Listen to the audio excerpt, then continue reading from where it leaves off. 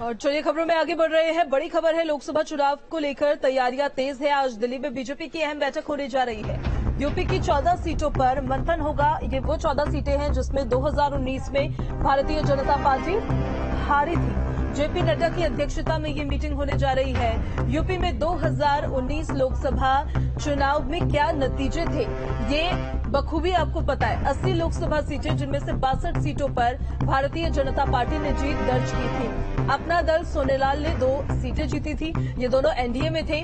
16 सीटों पर बीजेपी चुनाव हारी थी। 10 सीटों पर बीएसपी ने अपना कब्जा जमाया था। 5 सीटों पर समाजवादी पार्टी के खाते में सीट गई थी। 1 सीट कांग्रेस ने भी जीती थी। रामपुर आजमगढ़ उपचुनाव में बीजेपी ने सीट जीती, तो वहीं 14 सीटों पर गैर बीजेपी के सांसद अभी मौजूद है।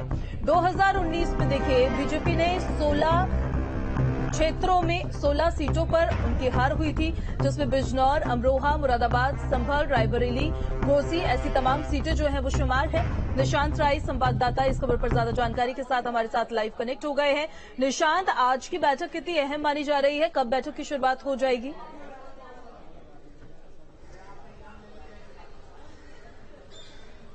देखिए, बैठक लगभग 11 बजे से इसकी शुरुआत होगी। बीजेपी कार्यालय एक्सटेंशन में बैठक होगी। बीजेपी के राष्ट्रीय अध्यक्ष जेपी नड्डा की अध्यक्षता में ये बैठक होगी। और सबसे बड़ी बात है कि बैठक में जो 40 क्लस्टर अलग अलग बनाए गए 160 सीटों को लेकर, उसको लेकर चर्चा की जाएगी, क्योंकि वहां पर तमाम बड़े नेताओं की भी हाल फिलहाल रैली हुई है। जनसंपर्क अभियान पर वहां पर काफी जोर दिया गया है और समीक्षा की जाएगी कि पार्टी की वहां पर बूथ लेवल तक की फिलहाल क्या स्थिति नजर आ रही है। बात की जाए उत्तर प्रदेश की, तो उत्तर प्रदेश में 14 सीटें हैं जो बीजेपी ने हारी हैं, और उन 14 सीटों पर किस तरीके से ताकत लगाकर जीता जाए उस पर चर्चा की जाएगी। और उत्तर प्रदेश की 14 सीटों के प्रभारी बनाए गए नरेश बंसल भी इस बैठक में भाग लेंगे और अभी तक की क्या स्थिति रही है इस पर रिपोर्ट देंगे। अगर बात की जाए तो तमाम केंद्रीय मंत्रियों को 1 से 2 लोकसभा का प्रभारी बनाया गया। उत्तर प्रदेश में भी तमाम केंद्रीय मंत्रियों की ड्यूटी लगाई गई है कि जो सीटें आ रही हैं उनमें ज्यादा काम किया जाए, वहां पर कार्यकर्ताओं का जो बूस्टअप किया जाए और उसके अलावा बूथ तक संगठन को कैसे मजबूत किया जाए,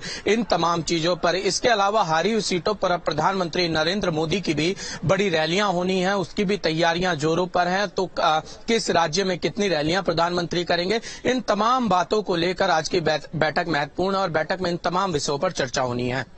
बिल्कुल, महा जनसंपर्क अभियान चलाया जा रहा है निशांत। मोदी सरकार के 9 साल की उपलब्धियां बताई जा रही है। कहीं ना कहीं ये भी खबर सामने आ रही थी कि कई देखिए ऐसे सांसद होंगे जो पिछली बार हारे थे, कोई सांसद ऐसे भी थे जो जीते भी थे, उनकी भी टिकट कट सकते हैं।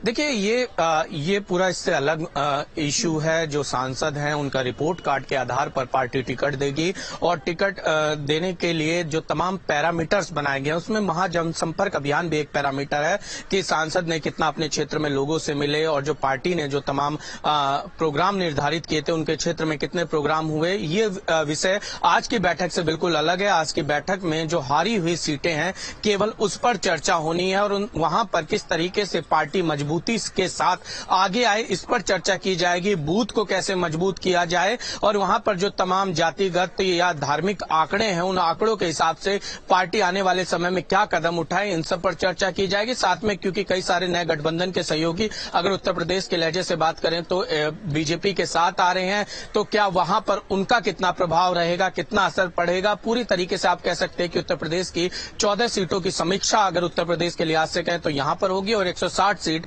देश भर की जो है उनकी समीक्षा की जाएगी कि अभी तक जो पार्टी पिछले 1.5 साल से इस पूरे प्रोग्राम को कर रही है क्लस्टर वाले 160 सीटों को के लिए। तो देखिए, दिल्ली में आज की बैठक काफी अहम मानी जा रही है। जो बीजेपी की बैठक होने जा रही है, 14 सीटें जिन पर भारतीय जनता पार्टी यूपी में हारी थी, उन पर मंथन किया जाएगा। वहीं लखनऊ में सीएम योगी आदित्यनाथ आज मिशन निरामिया के तहत होने वाले कार्यक्रम में शामिल होंगे। सुबह 11 बजे मेडिकल कॉलेजों की स्थापना के लिए अनुबंध कार्यक्रम का आयोजन है। सीएम आवास पर यह कार्यक्रम आयोजित किया गया है। बता दें कि इस मिशन के जरिए चिकित्सा शिक्षा की गुणवत्ता में सुधार के लिए नर्सिंग और पैरामेडिकल संस्थानों के साथ मिलकर काम करने की दिशा में विभिन्न प्रयास किए जा रहे हैं। तो मिशन निरामिया अभियान आज एक चिकित्सा शिक्षा की गुणवत्ता में सुधार लाना, इसके तहत लक्ष्य रखा गया है। 2 नर्सिंग पैरामेडिकल संस्थानों के साथ मिलकर काम लगातार जारी है और 3 छात्रों को विकल्प मिल सकेंगे। 4 संस्थानों की गुणवत्ता में इससे सुधार होगा।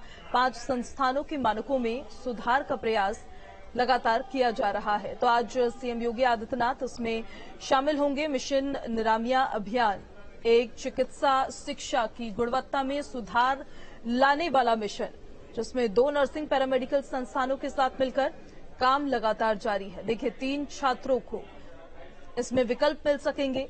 4 संस्थानों की गुणवत्ता में इसमें सुधार किया जाएगा। 5 संस्थानों के मानकों में सुधार का प्रयास इस मिशन के तहत रहने वाला है। प्रदेश को नए मेडिकल कॉलेजेस मिलेंगे, जिससे हेल्थ सेक्टर जो है प्रदेश का, उसमें भी सुधार होता हुआ नजर आएगा। साथ ही मेडिकल कॉलेजेस की स्थापना के लिए भी कार्यक्रम का आयोजन होगा। योगी सरकार का मिशन निरामिया अभियान, जिसके तहत देखिए नर्सिंग पैरामेडिकल संस्थानों के साथ मिलकर काम इसमें किया जाएगा। छात्रों को इसमें अलग अलग विकल्प मिल सकेंगे।